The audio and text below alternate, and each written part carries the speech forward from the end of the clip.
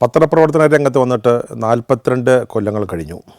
ഔദ്യോഗികമായിട്ട് ഈ തൊഴിലിൽ നിന്ന് വിരമിച്ചെങ്കിലും ഇപ്പോഴും ജീവിക്കുന്നത് അതുകൊണ്ടാണ്. ഈ കാലത്ത് ഞാൻ ഏറ്റവും കൂടുതൽ പ്രവർത്തിച്ചിട്ടുള്ളത് റിപ്പോർട്ടിംഗ് രംഗത്താണ്. ഒരു പത്രലേഖകൻ സംഭവങ്ങൾ റിപ്പോർട്ട് ചെയ്യുന്ന ഒരാൾ എന്ന നിലയിലാണ്. ഡെസ്കിൽ വളരെ കുറച്ചു കാലം 1, 2, 3 വർഷം അതിൽ കൂടുതൽ ജോലി ചെയ്തിട്ടില്ല. അതുപോലെ തന്നെ മാതൃഭൂമി ആഴ്ചപ്പതിപ്പിൻ്റെ എഡിറ്റോറിയലിൽ 1 വർഷത്തോളം ജോലി ചെയ്തിട്ടുണ്ട്.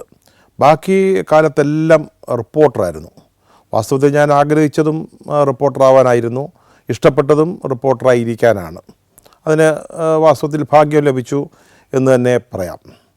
ഈ റിപ്പോർട്ടിംഗ് ജീവിതത്തെപ്പറ്റി പറയുമ്പോൾ നമുക്ക് നമ്മുടെ ഭാഷ വളരെ പ്രധാനമാണ്, അതിൻ്റെ അവതരണ രീതി വളരെ പ്രധാനമാണ്. ഇതൊക്കെ സുപ്രധാനമായ ഘടകങ്ങളാണെങ്കിലും ഒരു റിപ്പോർട്ടറെ സംബന്ധിച്ചിടത്തോളം ഏറ്റവും പ്രധാനപ്പെട്ട അസറ്റ് അല്ലെങ്കിൽ സ്വത്ത് എന്ന് പറയുന്നത് അവൻ്റെ സോഴ്സസാണ്.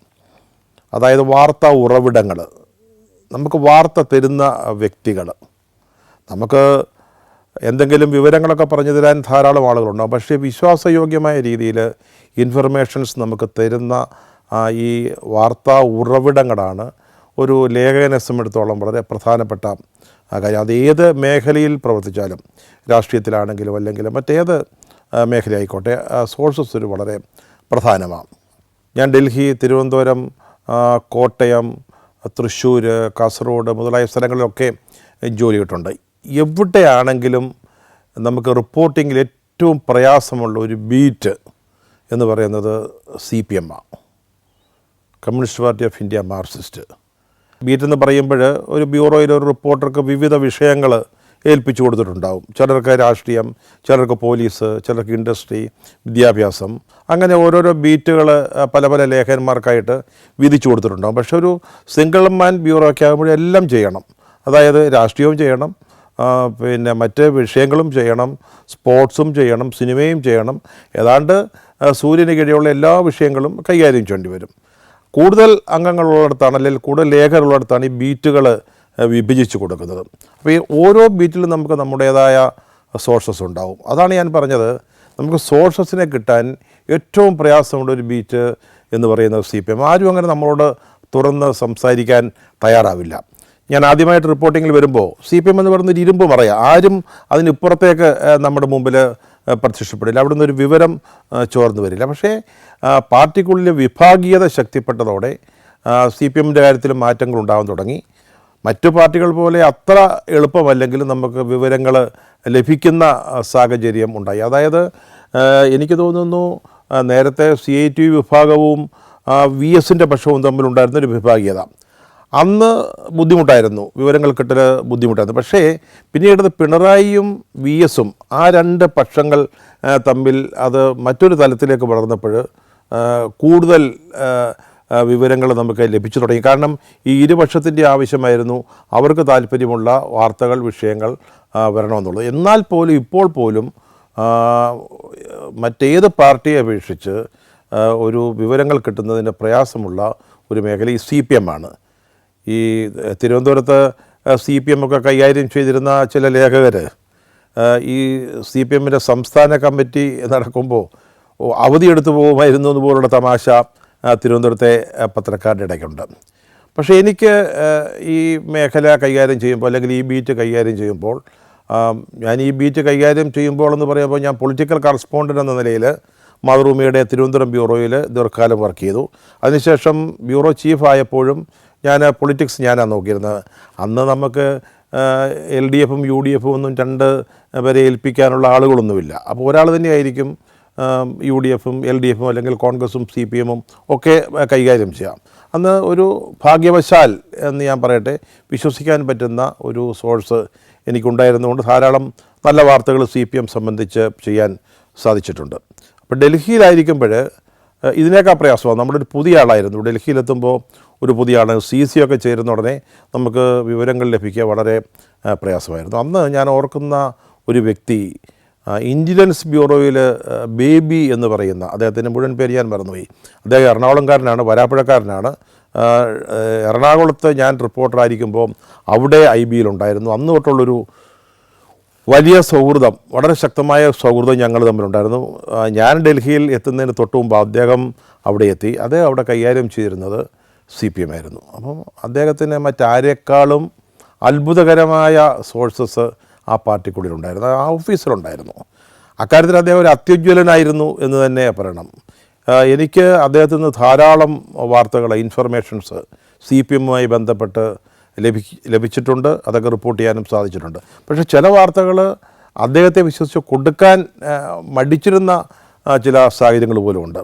അദ്ദേഹത്തിൽ നിന്ന് എനിക്ക് ലഭിച്ച ഒരു പ്രധാനപ്പെട്ട ഇൻഫർമേഷൻ ഞാൻ ഓർക്കുന്നത്, CPM-ൽ ആദ്യമായിട്ട് പോളിറ്റ് ബ്യൂറോയ്ക്കും കേന്ദ്ര കമ്മിറ്റിക്കും ഇടയ്ക്ക് ഒരു സെക്രട്ടേറിയറ്റ് രൂപവൽക്കരിക്കാൻ തീരുമാനിക്കുന്നു.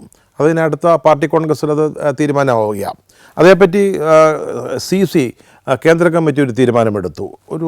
എനിക്ക് തോന്നുന്നു 9 or 10 അംഗങ്ങളടങ്ങുന്ന ഒരു സെക്രട്ടേറിയറ്റ്. അപ്പം കേന്ദ്ര കമ്മിറ്റി കൂടാത്തപ്പോൾ പോളിറ്റ് ബ്യൂറോ ഏതാണ്ട് എല്ലാ ദിവസവും കൂടും. അവൈലബിൾ PB എന്നാണ് പറയുക. പാർട്ടി സെൻട്രലിൽ പ്രവർത്തിക്കുന്ന പോളിറ്റ് ബ്യൂറോ അംഗങ്ങൾ അവിടെ 5-6 പേരെങ്കിലും കൃത്യമായിട്ട് അവിടെ ഉണ്ടാവും. അവർ എല്ലാ ദിവസവും പാർട്ടി ഓഫീസിൽ ചേർന്നിട്ട് അന്നത്തെ അല്ലെങ്കിൽ സമകാലീന രാഷ്ട്രീയ വിഷയങ്ങൾ ചർച്ച ചെയ്യുകയും എന്ത് നിലപാടെടുക്കണമെന്ന് തീരുമാനിക്കുകയും ചെയ്യും. അതുപോലെ തന്നെയാണ് സംസ്ഥാനങ്ങളിലാണെങ്കിൽ അവൈലബിൾ സെക്രട്ടേറിയറ്റ്. പാർട്ടി സെൻറ്ററിൽ AK സെൻറ്ററിൽ സെക്രട്ടേറിയറ്റിലുള്ള കുറേ അംഗങ്ങൾ സ്ഥിരമായിട്ട് അവിടെ പ്രവർത്തിക്കുന്നുണ്ടാവും. അവർ എല്ലാ ദിവസവും ചേർന്ന് അതാത് ദിവസത്തെ വിഷയങ്ങൾ ചർച്ച ചെയ്യും. അതുപോലെയാണ് ഡൽഹിയിലും അതുപോലെയാണ്. അപ്പോൾ കേന്ദ്ര കമ്മിറ്റി കൂടാൻ സൗകര്യമില്ലാത്തപ്പോൾ ഇടയ്ക്കൊരു ബോഡി, ഒരു സെക്രട്ടേറിയറ്റ് രൂപവൽക്കരിക്കുന്നതിന് പാർട്ടി തീരുമാനിച്ചു. അത് ബേബിയാണ് എനിക്ക് ആ വാർത്ത തന്നത്. ബേബിക്ക് വളരെ കൃത്യമായ ഇൻഫർമേഷൻ ഉണ്ടായിരുന്നു. അപ്പോൾ ഞാനത് റിപ്പോർട്ട് ചെയ്തു. ആദ്യമായിട്ട് റിപ്പോർട്ട് ചെയ്തത് ഞാനാണ്. പിന്നീട് അടുത്ത പാർട്ടി കോൺഗ്രസ്സിലാണെന്ന് തോന്നുന്നു ആ തീരുമാനം ശരിവെച്ചു. അങ്ങനെ ഒരു സെക്രട്ടേറിയറ്റ് നിലവിൽ വന്നു. അതിലുണ്ടായിരുന്ന ആളുകളാണ് പ്രകാശ് കാരാട്ട്, സീതാറാം യെച്ചൂരി, ബിമൻ ബസു, S. രാമചന്ദ്രൻ പിള്ള, നമ്മുടെ MA ബേബി, അങ്ങനെ 9 or 10 ആളുകളടങ്ങുന്ന ഒരു സെക്രട്ടേറിയറ്റ്. എനിക്ക് തോന്നുന്നു ആ ഒരു 4 കൊല്ലമോ മറ്റോ അത് നിലനിന്നുള്ളൂ. പിന്നീട് അടുത്ത പാർട്ടി കോൺഗ്രസ്സിൽ ഈ സെക്രട്ടേറിയറ്റ് അബോളിഷ് ചെയ്യുകയാണ് ഉണ്ടായതെന്നാണ് എനിക്ക് തോന്നുന്നത്. അങ്ങനെ ഒരു പൊളിറ്റിക്കൽ റിപ്പോർട്ടറായിട്ട് പ്രവർത്തിക്കുമ്പോൾ നമുക്ക് കൈകാര്യം ചെയ്യാൻ ഏറ്റവും ബുദ്ധിമുട്ടുള്ള ഒരു വിഷയം, ഡൽഹിയിലായിരിക്കുമ്പം മറ്റു ചില സോഴ്സസിലൂടെ ചില വിവരങ്ങൾ ലഭിച്ചിട്ടുണ്ട്. അത് ഞാൻ ഇവിടെ പറയുന്നതിൽ എനിക്ക് വിഷമമില്ല. കാരണം മറ്റ് ബംഗാളിൽ നിന്നൊക്കെയുള്ള പല ലേഖകർ, അവർക്കും ഈ CPM ഒരു വളരെ പ്രധാനപ്പെട്ട ബീറ്റാണ്. അവിടെ അന്ന് ഭരിക്കുന്നത് CPM-ൻ്റെ നേതൃത്വത്തിലുള്ള മുന്നണിയാണ്. അതുകൊണ്ട് തന്നെ അവർക്ക് ചില വിവരങ്ങൾ ലഭിക്കും. ആ വിവരങ്ങൾ അത് കൺഫേം ചെയ്ത് കിട്ടണം, അത് ശരിയാണോ എന്നൊന്ന് അറിഞ്ഞു കിട്ടണം. അതിനുവേണ്ടി അന്ന് പലപ്പോഴും ഈ ലേഖകർ വരുന്നത് എൻ്റെ ബ്യൂറോ ചീഫായിരുന്ന VK മാധവൻകുട്ടിയുടെ അടുത്താണ്. അപ്പോൾ അദ്ദേഹത്തിന് ധാരാളം ബന്ധങ്ങൾ പാർട്ടിയിലും ഒക്കെയുണ്ട്. അദ്ദേഹം അനാവശ്യമായിട്ടൊരു വാർത്ത ചെയ്യില്ലെന്ന് എല്ലാവർക്കും അറിയാം. അതുകൊണ്ട് ചിലപ്പോൾ ചോദിച്ചാൽ വിവരങ്ങൾ പറയുന്നതായിരിക്കും. അദ്ദേഹത്തിൻ്റെ അടുത്ത് കൺഫേം ചെയ്യാനായിട്ട് അങ്ങനെ ചെയ്ത് കിട്ടാൻ വരുന്ന ആളുകൾ, അപ്പോൾ ഞങ്ങൾ ഉണ്ണിയേട്ടൻ എന്നാണ് വിളിക്കുക. ഉണ്ണിയേട്ടൻ എന്നോട് പറയും, ഒന്ന് അന്വേഷിക്കാൻ പറയും. അപ്പോൾ ഞാനും അന്വേഷിക്കും. അങ്ങനെ ചില വിവരങ്ങൾ ചോർന്ന് കിട്ടിയിട്ടുണ്ട്. തിരുവനന്തപുരത്ത് എനിക്ക് തോന്നുന്നു വളരെ ബുദ്ധിമുട്ടായിരുന്നു CPM-നുള്ളിലേക്ക് കടന്ന് കയറുന്നതിന്. മറ്റേത് പാർട്ടികളിലും നമുക്ക് നമ്മുടെ ആളുകളെ കണ്ടെത്താൻ കഴിയും. നമ്മുടെ ആളുകൾ എന്ന് പറഞ്ഞാൽ നമ്മൾക്ക് വിവരങ്ങൾ തരുന്ന ആളുകൾ. ഞാൻ എൻ്റെ അനുഭവം പറയുകയാണെങ്കിൽ ഞാൻ പിണറായി വിജയൻ്റെ അടുത്തു നിന്ന് പോലും വാർത്തകൾ കിട്ടിയിട്ടുണ്ട്. ഒരിക്കലൊരു വളരെ പ്രധാനപ്പെട്ട ഒരു CPM വാർത്ത എനിക്ക് ലഭിച്ചു. പക്ഷേ എനിക്കത് കൺഫേം ചെയ്യാൻ പറ്റുന്നില്ല. അന്ന് പിണറായി വിജയൻ പാർട്ടി സെക്രട്ടേറിയറ്റ് അംഗമാണ്, MLA ആണ്. നമ്മുടെ പഴയ നിയമസഭയിലെ സെക്രട്ടേറിയറ്റ് മന്ദിരത്തിലെ നിയമസഭയിലാണ് അന്ന് സഭ ചേരുന്നത്. പുതിയ മന്ദിരം ആയിട്ടില്ല. ഞാനൊരു ദിവസം ഇദ്ദേഹത്തെ കാത്തവിടെ നിന്നു. ഇദ്ദേഹം നമുക്കറിയാമല്ലോ, ഒരു കർക്കശക്കാരനാണെന്ന് എനിക്കറിയാം. ഞങ്ങൾ തമ്മിൽ അടുത്ത സൗഹൃദങ്ങളൊന്നുമില്ല, കണ്ടുപരിചയമേ ഉള്ളൂ. എന്നാൽ അദ്ദേഹത്തോട് ചോദിക്കുന്നതായിരിക്കും ഉചിതമെന്ന് എനിക്ക് തോന്നി. ഞാൻ അവിടെ നിയമസഭ തീരുന്നത് കാത്ത് അവിടെ ഇരുന്നു. അപ്പോൾ ഈ നിയമസഭയിൽ നിന്ന് ആളുകൾ ഇറങ്ങി വരുന്ന വഴിയോട് ചേർന്നാണ് പ്രസ് ഗാലറി, ഞങ്ങളിരിക്കുന്ന പ്രസ് ഗാലറി. അന്ന് പഴയ നിയമസഭാ മന്ദിരത്തിൽ മനോരമ, മാതൃഭൂമി, കേരള കൗമുദി മുതലായ പത്രങ്ങൾക്ക് സ്ഥിരമായ സീറ്റുണ്ടായിരുന്നു. അപ്പോൾ ഞങ്ങൾ ഏറ്റവും വലത്തേ അറ്റത്ത്, അവിടുന്നാണ്, ആ വഴിക്കാണ് ഞങ്ങളുടെ വശത്തുകൂടിയാണ് MLA പുറത്തേക്ക് പോകുന്നത്. അപ്പോൾ ഞാൻ അവിടെ പുറത്ത് കാത്തു നിന്നു. അപ്പോൾ ഞാൻ ഇത് ചോദിച്ചു, സഖാവേ ഇങ്ങനൊരു വാർത്ത ലഭിച്ചു, അല്ലെങ്കിൽ ഇങ്ങനൊരു വിവരം കിട്ടി, അത് ശരിയാണോ എന്ന് ചോദിച്ചു. അത്രേ ചോദിച്ചുള്ളൂ. എന്നെ ഒന്ന് നോക്കിയിട്ട് ഒന്ന് മൂളി. അപ്പോൾ എനിക്കത് മതി, ആ ഒരു മൂളൽ മതി. എൻ്റെ കയ്യിൽ അതിൻ്റെ എല്ലാ വിശദാംശങ്ങളും ഉണ്ട്. അതെനിക്ക് ഒന്ന് കൺഫേം ചെയ്ത് കിട്ടുക, അത് ശരിയാണെന്ന് ഒന്നറിഞ്ഞാലും മതി. അങ്ങനെ ശ്രീ പിണറായി വിജയൻ ആ ഒരു മൂളലിൽ എനിക്കൊരു നല്ല ഒരു 1-ാം പേജ് വാർത്ത തന്നത് ഞാനിപ്പോൾ ഓർക്കുകയാണ്. Djibouti, Fiji, Lebanon, Ethiopia, Armenia. സഞ്ചാരം വോളിയം നമ്പർ 17. ഫുൾ HD-യിലുള്ള ഈ അപൂർവ ദൃശ്യയാത്രാ വിവരണ ശേഖരം സ്വന്തമാക്കാൻ സഞ്ചാരം എന്ന് SMS ചെയ്യൂ. ഫോൺ 9995 444 222. അതുപോലെ തന്നെ ഈ 2005 പാർട്ടി സംസ്ഥാന സമ്മേളനം മലപ്പുറത്ത് നടത്താനായിട്ട് തീരുമാനിച്ചു.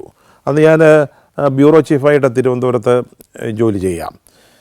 പാർട്ടിയിൽ VSൻ്റെ നേതൃത്വത്തിലും ഇപ്പുറത്ത് പിണറായിയുടെ നേതൃത്വത്തിലും 2 വിഭാഗങ്ങൾ വളരെ ശക്തിയായിട്ട് ചേരി തിരിഞ്ഞ് പരസ്പരം പോരടിച്ച് നിൽക്കുന്ന ഒരു സമയമാണ്. എനിക്ക് തോന്നുന്നു CPMൻ്റെ ചരിത്രത്തിൽ അതുപോലെ ഒരു കാലഘട്ടം ഉണ്ടായിട്ടുണ്ടെന്ന് തോന്നുന്നില്ല.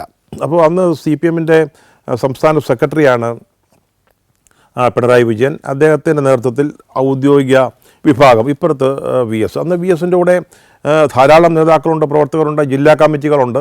അങ്ങനെ അങ്ങനെ അങ്ങനെ വിഘടിച്ചു നിൽക്കുകയാണ്. അപ്പോൾ ഈ മലപ്പുറം സമ്മേളനത്തിൽ എന്തും സംഭവിക്കാം. അവിടെ തെരഞ്ഞെടുപ്പിലൂടെ പിണറായി വിജയനെ സ്ഥാനത്തു നിന്ന് മാറ്റുക എന്നുള്ളതായിരുന്നു അന്ന് VSൻ്റെയും അദ്ദേഹത്തിൻ്റെ കൂടെയുള്ള ആളുകളുടെയും അജണ്ട. അങ്ങനെ നിൽക്കുമ്പോൾ നമ്മൾ ധാരാളം സ്റ്റോറികൾ CPM സ്റ്റോറികൾ എഴുതുന്നുണ്ട്. അപ്പോൾ ഞാൻ പറഞ്ഞാൽ എനിക്കൊരു വിശ്വസനീയമായ സോഴ്സ് ഉണ്ടായിരുന്നു. അദ്ദേഹത്തിൽ നിന്ന് എനിക്ക് ധാരാളം വിവരങ്ങൾ ലഭിച്ചുകൊണ്ടിരുന്നു. അങ്ങനെ ഒരു സംസ്ഥാന കമ്മിറ്റി ചേർന്നതിന് ശേഷം നമുക്ക് അന്ന് തന്നെ വാർത്ത കൊടുക്കണം. ഇന്ന് സംസ്ഥാന കമ്മിറ്റിയാണെങ്കിൽ നാളത്തെ പത്രത്തിൽ വാർത്ത വരണം. അല്ലെങ്കിൽ ചിലപ്പോൾ അതിൻ്റെ കൂടുതൽ വിശദാംശങ്ങൾ പിന്നീടായിരിക്കും നമ്മൾ കണ്ടെത്തുക. 2004 ലോക്സഭാ തെരഞ്ഞെടുപ്പിൽ മൂവാറ്റുപുഴ മണ്ഡലത്തിലെ PC തോമസ് ജയിച്ചു. PM ഇസ്മയിൽ എന്ന് പറയുന്ന CPM സ്ഥാനാർത്ഥിയെ തോൽപ്പിച്ചു.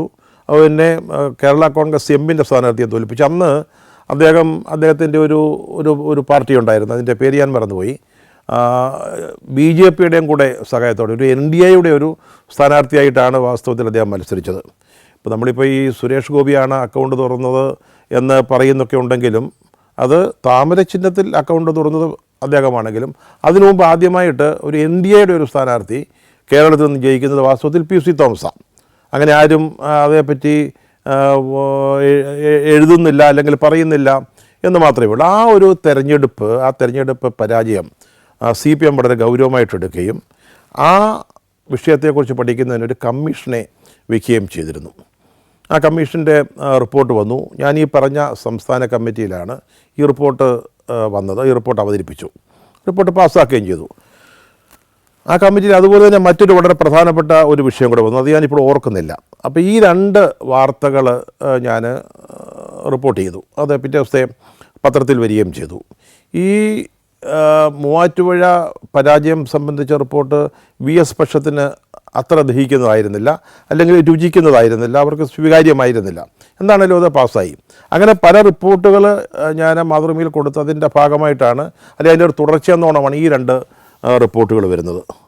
അത് വന്നതിന് ശേഷം VSൻ്റെ ഭാഗത്തുനിന്ന് അത് ശരിയല്ല എന്ന രീതിയിൽ ഞങ്ങളുടെ മാതൃഭൂമിയുടെ ഹയറപ്സിൽ വലിയ പരാതി ഉണ്ടായി. ഞങ്ങളുടെ MDയോട് തന്നെ പറഞ്ഞു. അന്ന് വീരേന്ദ്രകുമാർ, MP വീരേന്ദ്രകുമാറാണ് MD. അദ്ദേഹം സാധാരണഗതിയിലെ വാർത്തയുടെ കാര്യത്തിൽ നേരിട്ട് ഞങ്ങളോട് ഇടപെടാറില്ല. റിപ്പോർട്ടർമാരോടൊന്നും എന്തെങ്കിലും ചോദിക്കുകയോ അല്ലെങ്കിൽ അതിൻ്റെ വിശദാംശങ്ങൾ അന്വേഷിക്കുകയോ ഇത് ശരിയാണോ തെറ്റാണോ അങ്ങനൊന്നും ഇതുവരെ എൻ്റെ അനുഭവത്തിൽ ഇല്ല. ആദ്യമായിട്ട് അദ്ദേഹം എൻ്റെ അടുത്ത് ഇത് ചോദിച്ചു. ഇത് ശരിയല്ലെന്നാണല്ലോ പറയുന്നത്. അപ്പോൾ എനിക്ക് മനസ്സിലായി ഒരുപക്ഷെ VS അച്യുതാനന്ദൻ ആയിരിക്കാം അതിനെക്കുറിച്ച് പരാതി പറഞ്ഞത്. അപ്പോൾ അവർ തമ്മിൽ നല്ല ബന്ധമാണ്. ശ്രീ വീരേന്ദ്രകുമാറും ശ്രീ VSും തമ്മിൽ വളരെ അടുപ്പമുള്ള ഒരു കാലഘട്ടമാണ്. അന്ന് ഞാൻ വാസ്തവത്തിൽ ഓഫീസിലുണ്ടായിരുന്നില്ല. അപ്പോൾ ഞാൻ പറഞ്ഞു, ഞാൻ പിറ്റേന്ന് അതിൻ്റെ വിശദാംശങ്ങൾ പറയാം, അന്വേഷിച്ചിട്ട് എന്തെങ്കിലും നമ്മുടെ റിപ്പോർട്ടിൽ തെറ്റ് പറ്റിയിട്ടുണ്ടോ എന്ന് പറയാം എന്ന് ഞാൻ പറഞ്ഞു. പിറ്റേന്ന് ഞാൻ പോയി ശ്രീ പിണറായി വിജയനെ കണ്ടു. അദ്ദേഹം ഒന്ന് സെക്രട്ടറിയാണ്, ഞാൻ ഓഫീസിൽ പോയി കണ്ടു. അപ്പം ഞാൻ ചോദിച്ചു, ഞാൻ ഇന്നത്തെ പത്രത്തിൽ ഇങ്ങനെ 2 റിപ്പോർട്ടുകൾ കൊടുത്തിരുന്നു, അതിലെന്തെങ്കിലും തെറ്റുണ്ടോ എന്ന് ചോദിച്ചു. അപ്പോൾ എന്നോട് ചോദിച്ചു, എന്തേ ഇങ്ങനെ ചോദിക്കാൻ? അല്ല, ഒന്ന് പറഞ്ഞാൽ മതി, അതിലെന്തെങ്കിലും തെറ്റുണ്ടോ. അപ്പോൾ പറഞ്ഞു, 2ഉം ശരിയാണല്ലോ, ആ വാർത്ത ശരിയാണല്ലോ എന്ന് അദ്ദേഹം എന്നോട് പറഞ്ഞു. അപ്പം പറഞ്ഞു, ഇതെവിടെ നിന്നാണ് ഈ പരാതി വന്നതെന്ന് എനിക്കറിയാം എന്ന് ശ്രീ പിണറായി എന്നോട് പറഞ്ഞു. എന്നിട്ട് അദ്ദേഹം എന്നോട് ഇങ്ങോട്ട് പറഞ്ഞു, ഞാൻ നാളെ കോഴിക്കോട്ടുണ്ട്, കോഴിക്കോട്ട് ഒരു പത്രസമ്മേളനം നടത്തുന്നുണ്ട്, അവിടെ വെച്ച് ആരെങ്കിലും ഒരാൾ ഇതേപ്പറ്റി ഒന്ന് ചോദിച്ചാൽ ഞാനതിൻ്റെ വിശദാംശങ്ങൾ പത്രസമ്മേളനത്തിൻ്റെ ഭാഗമായിട്ട് പറയാമെന്ന് പറഞ്ഞു. അപ്പോൾ ഞാനത് കോഴിക്കോടൊക്കെ ആയതുകൊണ്ട് ഞാൻ ആരെ കൊണ്ടെങ്കിലുമൊക്കെ ചോദിപ്പിക്കുന്നത് ശരിയല്ല എന്ന് തോന്നിയിട്ട് ഞാൻ പറഞ്ഞു, സാരമില്ല, എനിക്കൊന്ന് അറിഞ്ഞാൽ മതിയായിരുന്നു, ഇതിനകത്ത് എന്തെങ്കിലും വസ്തുതാപരമായ പിശകുണ്ടോ എന്നൊന്ന് അറിഞ്ഞാൽ മതിയായിരുന്നു എന്ന് പറഞ്ഞു. അദ്ദേഹം അതോട് യാത്ര പറഞ്ഞ് ഞാൻ പോകുന്നു. പക്ഷേ പിറ്റേന്ന് കോഴിക്കോട്ടത്തെ പത്രസമ്മേളനത്തിൽ അദ്ദേഹം പാർട്ടിയുടെ ഒരു തീരുമാനം എന്ന നിലയിൽ, അല്ലെങ്കിൽ ഈ മൂവാറ്റുപുഴ റിപ്പോർട്ട് പാർട്ടി അംഗീകരിച്ച ഒരു നിഗമനം എന്ന നിലയിൽ ഇത് 2ഉം പത്രസമ്മേളനത്തിൽ പറഞ്ഞു. ഞാനന്ന് വല്ലാതെ വിഷമിച്ചു പോയ ഒരു സമയമായിരുന്നു. ഇത് ആദ്യമായിട്ടാണ് എൻ്റെ ഒരു വാർത്തയെക്കുറിച്ച് അങ്ങനൊരു ശരിയല്ല എന്നൊരു ആരോപണം വരുന്നത്. അപ്പം ഞാൻ മാനസികമായിട്ട് കുറച്ച് വിഷമിച്ചിരുന്നു. പക്ഷേ അന്ന് പിറ്റേന്ന് അത് ശ്രീ പിണറായി വിജയൻ അത് ക്ലാരിഫൈ ചെയ്തതോടുകൂടി ഒരു വലിയ ആശ്വാസമായി. അപ്പോൾ ഈ സംസ്ഥാന സമ്മേളനത്തിൻ്റെ ഒരുക്കങ്ങളൊക്കെ നടന്നുകൊണ്ടിരിക്കുമ്പോൾ നമ്മൾ ധാരാളമായിട്ട് വാർത്തകളൊക്കെ കൊടുക്കുന്നുണ്ട്. പാർട്ടിയിൽ സംഭവിക്കാൻ പോകുന്ന, അല്ലെങ്കിൽ മലപ്പുറം സമ്മേളനത്തിൽ സംഭവിക്കാൻ പോകുന്ന കാര്യങ്ങൾ ഞാൻ കൊടുക്കുന്നുണ്ട്, മലപ്പുറത്തു നിന്ന് വരുന്നുണ്ട്, അങ്ങനെ ധാരാളം വാർത്തകൾ വരുന്നുണ്ട്. അപ്പോൾ ഞാൻ ആലോചിച്ചു, എന്താണെങ്കിലും ഇവിടെ മത്സരം നടക്കും, കാരണം ആ രീതിയിലേക്ക് പോവുകയാണ്. നേരത്തെ മറ്റു ചില സംസ്ഥാന സമ്മേളനങ്ങൾ ഇതുപോലെ മത്സരം ഉണ്ടാകുമെന്ന് ഒരു ധാരണയൊക്കെ വളർന്നു വന്നിരുന്നു. പക്ഷെ ഒന്നും ഉണ്ടായിട്ടില്ല. അതാണ് പാർട്ടിയുടെ രീതി. അവസാനം അതൊക്കെ ഒഴിവാക്കലാണ് പതിവ്. പക്ഷേ ഇത്തവണ ഉണ്ടാകുമെന്നൊരു ഉറപ്പായിരുന്നതുകൊണ്ട് ഓരോ വിഭാഗത്തിലും എത്ര പേര് ഉണ്ടാവും എന്നുള്ളതിനെക്കുറിച്ചൊരു അന്വേഷണം നടത്തിയാലോ എന്ന് ഞാൻ വിചാരിച്ചു. അപ്പോൾ അത് ഈ ഓരോ ജില്ലകളിലും തിരഞ്ഞെടുക്കപ്പെടുന്ന സമ്മേളന പ്രതിനിധികളാണ്, സംസ്ഥാന സമ്മേളന പ്രതിനിധികളാണ് ഈ തിരഞ്ഞെടുപ്പുകളിലൊക്കെ വോട്ട് ചെയ്യുക. അപ്പോൾ ഞാൻ എല്ലാ ജില്ലാ ബ്യൂറോകളിലും വിളിച്ച്, ലേഖകന്മാരെ വിളിച്ച് അവരുടെ അറിവനുസരിച്ചിട്ട് ശ്രീ പിണറായിയുടെ കൂടെ എത്ര പേരുണ്ടാകും, ശ്രീ VSൻ്റെ കൂടെ എത്ര പേരുണ്ടാവാൻ സാധ്യതയുണ്ട് എന്നുള്ള ഒരു കണക്ക് ഞാനൊരു 3-4 ദിവസത്തെ ജോലിയായിരുന്നു. എല്ലാവരും വളരെ ആത്മാർത്ഥമായിട്ടൊക്കെ ശ്രമിച്ചു. എനിക്കൊരു ലിസ്റ്റ് കിട്ടി. ഞാൻ പിന്നെ എൻ്റെ CPMലെ സോഴ്സ്, പിന്നെ നമുക്കറിയാവുന്ന മറ്റു ചില സോഴ്സസ്, ഇതൊക്കെ വെച്ചിട്ട് എൻ്റെ ഒരു അനുമാനം, അതായത് പിണറായി പക്ഷത്ത് ഇത്ര പേരുണ്ടാവും, VSൻ്റെ പക്ഷത്ത് ഇത്ര പേരുണ്ടാവും എന്നുള്ള രീതിയിൽ ഞാനൊരു വാർത്ത തയ്യാറാക്കി. വളരെ വിശദമായ ഒരു വാർത്തയായിരുന്നു. അതായത് തിരഞ്ഞെടുപ്പ് നടക്കുമെന്ന് ഉറപ്പായിരിക്കുന്നു, തിരഞ്ഞെടുപ്പ് നടന്നാൽ എന്താണ് സംഭവിക്കാൻ സാധ്യത, അതായിരുന്നു എൻ്റെ വാർത്തയുടെ ഒരു രത്നച്ചുരുക്കം. അതിൽ എൻ്റെ ഒരു നിഗമനം, അല്ലെങ്കിൽ എൻ്റെ അന്വേഷണത്തിൽ നിന്നുണ്ടായൊരു നിഗമനം, ഞാൻ വെറുതെ അങ്ങനൊരു ആലോചനയിൽ എത്തിപ്പെട്ടതല്ല. എൻ്റെ അന്വേഷണത്തിൽ നിന്നും ബ്യൂറോകളിൽ നിന്നും മറ്റ് സോഴ്സസിൽ നിന്നും കിട്ടിയ വിവരത്തിൻ്റെ അടിസ്ഥാനത്തിൽ പിണറായി പക്ഷത്തൊരു 6-നും 10-നും ഇടയ്ക്ക് കൂടുതൽ ആളുകൾ, അല്ലെങ്കിൽ അവർക്ക് അത്രയും ഭൂരിപക്ഷം ഉണ്ടാകും എന്നായിരുന്നു എൻ്റെ ഒരു നിഗമനം. ഞാനത് സാധാരണഗതിയിൽ സ്റ്റോറി ഫയൽ ചെയ്തു. പക്ഷെ അത് വന്നില്ല. പിറ്റേന്ന് പത്രത്തിൽ വന്നില്ല, അതിൻ്റെ പിറ്റേന്നും വന്നില്ല. പത്രക്കാരുടെ ഭാഷയിൽ സ്റ്റോറി കില്ല് ചെയ്യുക എന്ന് പറയും. ഒരു ലേഖനം തരുന്ന റിപ്പോർട്ട് ഡെസ്കിന് സ്വീകാര്യമല്ലെങ്കിൽ, അല്ലെങ്കിൽ ഡെസ്ക് അത് വിശ്വസിക്കുന്നില്ലെങ്കിൽ, അത് ശരിയാണെന്ന് കരുതുന്നില്ലെങ്കിൽ ആ സ്റ്റോറി വേണ്ടാന്ന് വെക്കും. അതിനെയാണ് കില്ല് ചെയ്യുക എന്ന് പറയുന്നത്. അപ്പോൾ എൻ്റെ സ്റ്റോറി കില്ല് ചെയ്തു. എൻ്റെ പത്രപ്രവർത്തന ജീവിതത്തിൽ അങ്ങനെ കില്ല് ചെയ്യപ്പെട്ട ആദ്യത്തെയും അവസാനത്തെയും വാർത്തയായിരുന്നു അത്. വാസ്തവത്തിൽ വലിയ മാനസിക ഒരു വിഷമമുണ്ടാക്കിയ ഒരു കാര്യമായിരുന്നു. അത് മാത്രമല്ല, അതിനെ തുടർന്ന് ഈ മലപ്പുറം സംസ്ഥാന സമ്മേളനം റിപ്പോർട്ട് ചെയ്യാൻ ഞാനും ഉണ്ടാകുമെന്നാണ് എന്നോട് പറഞ്ഞിരുന്നത്. ആ സംഘത്തിൽ നിന്ന് എന്നെ ഒഴിവാക്കുകയും ചെയ്തു. പിന്നീട് ഞാൻ ഏറെക്കാലം മാതൃഭൂമിയിൽ ഉണ്ടായിരുന്നില്ല. അതിൻ്റെ വിശദാംശങ്ങൾ ഞാൻ പിന്നീട് പറയുന്നുണ്ട്. ഏതാണ്ട് എൻ്റെ മാതൃഭൂമിക്ക് വേണ്ടിയുള്ള എൻ്റെ CPM റിപ്പോർട്ടിങ്ങിൻ്റെ ഒരു അവസാന ഘട്ടമായിരുന്നു ഇത്. പിന്നീട് നമ്മൾ ഉദ്ദേശിച്ചതുപോലെ തന്നെ വളരെ സംഘർഷാത്മകമായ സാഹചര്യത്തിൽ മലപ്പുറത്ത് സംസ്ഥാന സമ്മേളനം നടന്നു. അന്ന് മാധ്യമപ്രവർത്തകർക്ക് വേണ്ടി എല്ലാ ദിവസവും ബ്രീഫിംഗ് ഉണ്ട്. പണ്ടൊന്നും അതുള്ളതല്ല. പണ്ടൊന്നും മാധ്യമപ്രവർത്തകർ എന്ന് പറയുന്ന ഒരു വർഗം തന്നെ ആ സമ്മേളനത്തിൻ്റെ ചുറ്റുവട്ടത്തുണ്ടെന്ന് പാർട്ടി ശ്രദ്ധിക്കാറേയില്ല. പക്ഷേ അന്നൊക്കെ ആയപ്പോഴത്തേക്കും മാറ്റങ്ങൾക്കനുസരിച്ച് ബ്രീഫിംഗ് ഉണ്ടായിരുന്നു. അത് കോടിയേരി ബാലകൃഷ്ണനാണ് ബ്രീഫ് ചെയ്തുകൊണ്ടിരുന്നത്. അന്ന് എല്ലാ ദിവസങ്ങളിലും വൈകുന്നേരം രാത്രി 11 മണിയോടുകൂടി കോടിയേരി എന്നെ വിളിക്കുമായിരുന്നു. വിളിച്ചിട്ട് എന്തൊക്കെയാണ് സംഭവിച്ചത് എന്ന് പറയുമായിരുന്നു. കാരണം അദ്ദേഹം ഒന്ന് തുറന്നു പറയാൻ കാരണം ഞാൻ റിപ്പോർട്ട് ചെയ്യുന്നില്ല എന്ന് അദ്ദേഹത്തിന് അറിയാം. ഞാൻ ഈ വിവരങ്ങളൊന്നും വേറെ ആർക്കും ചോർത്തി കൊടുക്കില്ല എന്നും അറിയാവുന്നത് കൊണ്ട് എന്നോട് അതിൻ്റെ വിശദാംശങ്ങളൊക്കെ പറയുമായിരുന്നു. എന്തായാലും പ്രതീക്ഷിച്ചതുപോലെ തന്നെ വളരെ വാശിയേറിയ മത്സരം നടന്നു. സാധാരണഗതിയിൽ ഔദ്യോഗിക വിഭാഗം ഒരു പാനൽ വയ്ക്കുകയാണ് പതിവ്. ഇപ്പോൾ 80 അംഗങ്ങളാണെങ്കിൽ 80 അംഗങ്ങളടങ്ങുന്ന ഒരു പാനൽ വയ്ക്കും, അത് പാസ്സാക്കും. ഇനി മത്സരം വേണമെങ്കിൽ ഇപ്പം ആ പാനലിനെതിരായിട്ട് 8 or 10 പേരെ നിർത്തി മത്സരിപ്പിക്കാം, അല്ലെങ്കിൽ വേണേൽ മറ്റൊരു പാനലിനെ തന്നെ നിർത്താം. ഇവിടെ മലപ്പുറത്ത് സംഭവിച്ചത് എന്താണെന്ന് ചോദിച്ചാൽ, ഔദ്യോഗിക പാനലിന് ബദലായിട്ട് VS 12 പേരെ കൂടെ മത്സരിപ്പിച്ചു. 12 എതിർ സ്ഥാനാർത്ഥികളുണ്ടായി. ഈ 12 പേരും തോറ്റുപോയി.